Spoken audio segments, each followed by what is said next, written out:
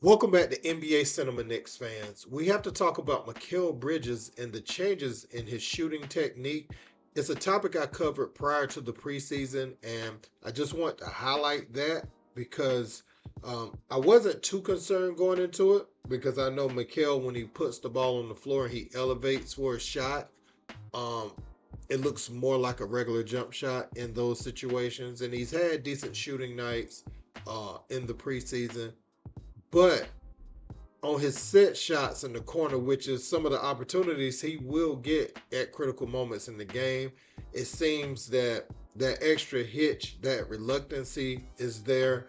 And I was a little bit concerned about that when the game started moving at NBA speed. You saw Ant Man say he done changed his shot again when he was at the free throw line, and he was 0 for 10 from the arc in his final preseason game, 2 for 12 from the field in total.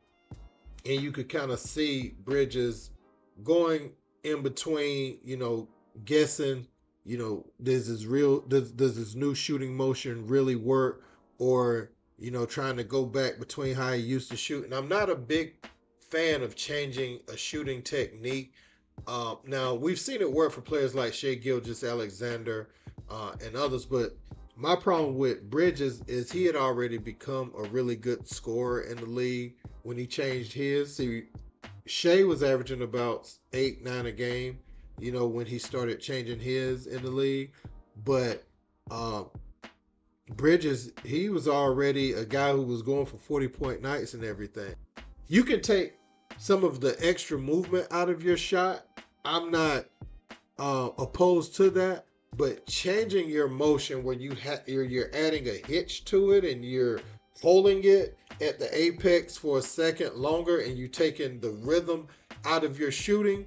I think that was my concern, my only concern that maybe would rear its ugly head for Mikal Bridges, because you have to remember, in this trade that they made for Karl Anthony Towns, you get rid of Dante DiVincenzo, someone who can start out, 0 for 10 in a game and end 10 for 20 because he's that confident in his shooting.